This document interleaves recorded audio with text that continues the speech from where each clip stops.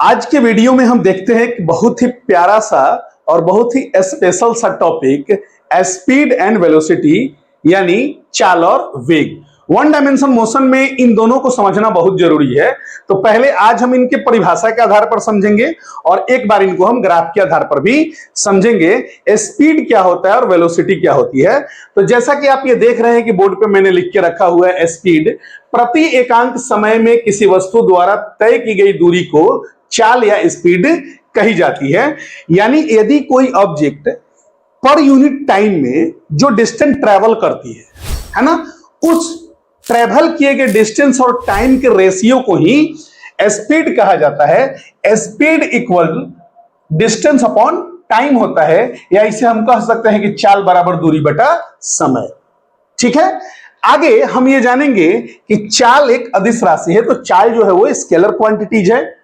इसका एसआई मात्रक मीटर पर सेकेंड और सीजीएस मात्रक सेंटीमीटर पर सेकेंड होता है। इसको हम यहां से फाइंड कर सकते हैं। जैसे कि आप यहां देख रहे हैं कि चाल बराबर होता है दूरी बटा समय। तो दूरी का एसआई यूनिट जो होता है वो क्या होता है, मीटर होता है, और समय का क्या होता है, सेकेंड होता है। और इसी को जो हम हल करेंगे तो हो जाएगा हमारा मीटर पर सेकेंड। इसी प्रकार इसका सीजीएस मात्रक जो होगा वो हो जाएगा सेंटीमीटर पर सेकेंड। ठीक है, और इसका बीनीय समीकरण जो होता है वो LT-1 होता है। चूंकि लेंथ अपॉन टाइम है तो डायमेंशनल इक्वेशन क्या हो जाएगा हमारा, लेंथ LT-1 हो जाएगा। एक बात विशेष ध्यान देना है, हम अक्सर देखते हैं कि बड़े बड़े ट्रक के ऊपर या बड़े बड़े गाड़ियों के ऊपर लिखा होता है स्पीड 40 किलोमीटर पर घंटा, है ना। तो वो कौन सी स्पीड होती है, तो वो जो स्पीड होती है वो होती है एवरेज स्पीड, औसत चाल, है ना। स्पीड का मतलब औसत चाल ही होता है, एवरेज स्पीड ही होता है। इसका क्या मतलब हुआ, आप सपोज करिए कि आप किसी ट्रेन से, किसी बस से या किसी बाइक से एक लंबी दूरी की यात्रा पे जाते हैं। सपोज कीजिए कि 100 किलोमीटर दूरी आप गए, तो आप यह नोटिस करेंगे कि आप जब 100 किलोमीटर की दूरी तय करते हैं तो पूरे 100 किलोमीटर तक का, पूरे 100 किलोमीटर दूरी तय करने के क्रम में आपका जो स्पीड होता है वो हर जगह बराबर नहीं होता है। कहीं आपका स्पीड बहुत ज्यादा होता है, कहीं आपका स्पीड बहुत कम होता है, कहीं भीड़ भाड़ वाला इलाका हो तो वहां स्पीड जो होता है मॉडरेट लेवल का होता है, और कहीं कहीं हम रुक भी जाते हैं। तो अगर ये मानिए कि 100 किलोमीटर की दूरी को यदि आप 2 घंटे में ट्रेवल करते हैं तो आप ये कहते हैं कि चूंकि 100 घंटे की दूरी को हमने 2 घंटे में ट्रेवल किया, इसका मतलब कि हमारा जो एवरेज स्पीड हुआ वो 50 किलोमीटर पर आवर हुआ, यानी 50 किलोमीटर पर आवर हुआ। तो इसी को कहा जाता है एवरेज स्पीड। एवरेज स्पीड क्या होता है, चली गई रास्ते की कुल दूरी, चली गई रास्ते की कुल दूरी अपॉन लिए गए कुल समय के अनुपात को हम लोग एवरेज स्पीड या औसत चाल कहते हैं। व्यवहारिक जीवन में स्पीड का मतलब एवरेज स्पीड ही होता है। और यहां पे एक और स्पीड होता है जिसे हम लोग तात्क्षणिक चाल या इंस्टेंटेनियस स्पीड कहते हैं। इसके क्या डेफिनेशन होता है, किसी दिए हुए क्षण में वस्तु के चाल को, किसी दिए हुए क्षण में, इसका मतलब यह हुआ कि हमारा t जो है वो t बराबर क्या है, अप्रोक्सीमेट 0 है। किसी दिए हुए क्षण में जो वस्तु की चाल होती है या ऑब्जेक्ट का जो चाल होता है उस चाल को हम लोग तात्क्षणिक चाल या इंस्टेंटेनियस स्पीड कहते हैं। चाल का मान सदैव धनात्मक होता है, यानी चाल या स्पीड कभी भी ऋणात्मक नहीं हो सकता है, इसका मान हमेशा धनात्मक ही होता है। तो इस पूरे सेटअप पे आप इस बोर्ड को एक स्क्रीनशॉट लेकर अपना नोट तैयार कर सकते हैं।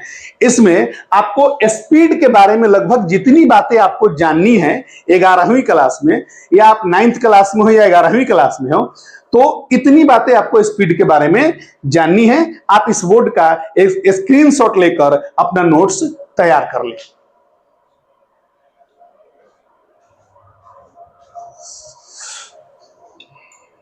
हमारा नेक्स्ट टॉपिक है वेलोसिटी। वेलोसिटी जिसे हम लोग वेग भी कहते हैं। तो आइए देखते हैं वेग होता क्या है। तो किसी भी वस्तु का समय के साथ वस्तु के विस्थापन में परिवर्तन की दर को वस्तु का वेग कहा जाता है। किसी वस्तु के लिए समय के साथ उसमें जो विस्थापन में परिवर्तन का जो दर होता है उसे हम लोग वेग कहते हैं। और ये होता है velocity equal displacement upon time या वेग बराबर विस्थापन बटा समय। बात अगर इसकी राशि की करें तो यह एक सदिश राशि है, यह एक सदिश राशि है क्योंकि यहां पे डिस्प्लेसमेंट है। तो चूंकि डिस्प्लेसमेंट हमारा सदिश राशि है तो ये भी हमारा एक सदिश राशि है। इसका एसआई यूनिट जो होता है, इसका एसआई यूनिट जो होता है वो होता है मीटर पर सेकेंड, और इसका सीजीएस यूनिट होता है, सीजीएस यूनिट जो होता है वो होता है सेंटीमीटर पर सेकेंड। आप यहां देख रहे हैं कि चाल का भी एसआई यूनिट मीटर पर सेकेंड होता है और वेलोसिटी का भी एसआई यूनिट जो होता है वो मीटर पर सेकेंड होता है। तो एसआई यूनिट के आधार पर और सीजीएस यूनिट के आधार पर इन दोनों में हम लोग डिफरेंशिएट नहीं कर सकते हैं। और इसका जो बीमीय समीकरण होता है, डायमेंशनल फॉर्मूला जो होता है बीमीय समीकरण, ये भी LT-1 ही होता है और यही बीमीय समीकरण स्पीड का भी होता है। तो यहां पे आपने देखा कि वेलोसिटी एक सदिश राशि है, इसका एसआई यूनिट मीटर पर सेकेंड होता है, सीजीएस यूनिट जो होता है वो सेंटीमीटर पर सेकेंड होता है और बीमीय समीकरण LT-1 होता है। चूंकि वेलोसिटी डिस्प्लेसमेंट अपॉन टाइम को दिखाता है तो यहां आप ध्यान रखेंगे एक स्पेशल बात जो यहां ध्यान रखना है। इससे पहले आप ये जान लीजिए कि किसी भी ऑब्जेक्ट के इनिशियल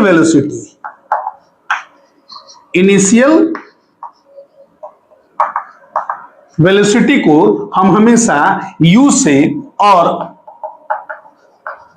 फाइनल वेलोसिटी को v से रिप्रेजेंट करते हैं। किसी भी ऑब्जेक्ट के लिए जो इनिशियल वेलोसिटी होती है वो u होती है और फाइनल वेलोसिटी और v होती है। वस्तु के प्रारंभिक वेग को u से और उसके अंतिम वेग को हम लोग v से सूचित करते हैं। यहां ध्यान देना है कि यदि t1 समय पर वस्तु का विस्थापन x1 हो और t2 समय पर वस्तु का विस्थापन अगर हमारा x2 हो जाए। ध्यान देना है कि यदि t1 समय पर किसी वस्तु का विस्थापन क्या है, x1 है, और t2 समय पर वस्तु का विस्थापन क्या हो, x2 हो, तो उस स्थिति में velocity equal x2 minus x1 बटा t2 माइनस t1 होता है। वेलोसिटी बराबर x2 minus x1 minus t2, velocity बराबर x2 माइनस x1 बटा t2 माइनस t1 होता है और इसको हम लोग लिखते हैं डेल्टा x बटा डेल्टा t। तो वेलोसिटी का एक फॉर्मूला हो गया। यहां पे वेलोसिटी का एक अलग फॉर्मूला है, velocity equal to displacement upon time, और यहां इस कंडीशन के लिए velocity equal to x2 minus x1 बटा t2 माइनस t1, या इसी को हम लिखते हैं डेल्टा x बटा डेल्टा t।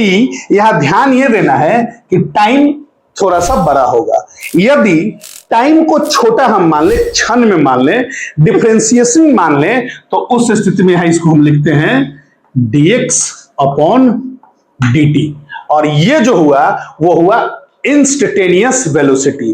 किसी दिए हुए क्षण में जो वस्तु की वेलोसिटी होती है, जो ऑब्जेक्ट का वेलोसिटी होता है, उस वेलोसिटी को हम लोग कहते हैं इंस्टेंटेनियस वेलोसिटी, और वो होता है dx अपॉन dt। ये ध्यान रखना है कि चूंकि डिस्प्लेसमेंट सदिश राशि था और पिछले लेक्चर में हम लोगों ने ये देखा था कि डिस्प्लेसमेंट का मान जो होता है वो प्लस भी होता है, माइनस भी होता है और शून्य भी होता है। तो यहां ये ध्यान रखना है कि वेलोसिटी का मान भी पॉजिटिव हो सकता है, निगेटिव हो सकता है या शून्य हो सकता है। ठीक है, तो यहां पे उम्मीद है कि आप इस पूरे लेक्चर से और इस पूरे बोर्ड के नोट से वेलोसिटी के कॉन्सेप्ट को क्लियर कर लिए होंगे। फिर से एक बार हम आपको रिपीट कर रहे हैं कि वेलोसिटी क्या होता है, समय के साथ वस्तु में विस्थापन के परिवर्तन की दर को वस्तु की वेलोसिटी कही जाती है। इस वाले इक्वेशन को आप अच्छा से देख के अच्छा से समझ लीजिएगा, क्योंकि आगे जब हम इस चैप्टर में गति के समीकरणों की बात करेंगे तो गति के समीकरणों के समय ये इक्वेशन आपको मिलेगा। उस समय आपको एकदम एक क्लियर होना चाहिए कि अगर हम वेक्टर v बराबर इतना बराबर इतना बराबर इतना लिखे हैं तो ऐसा हम क्यों लिखे हैं, तो इसका एकदम कॉन्सेप्ट क्लियर होना चाहिए। उम्मीद है यह वीडियो आपको अच्छा लगा होगा। इस वीडियो के लिए आप इस बोर्ड का स्क्रीनशॉट लेकर आप अपना नोट्स तैयार कर सकते हैं।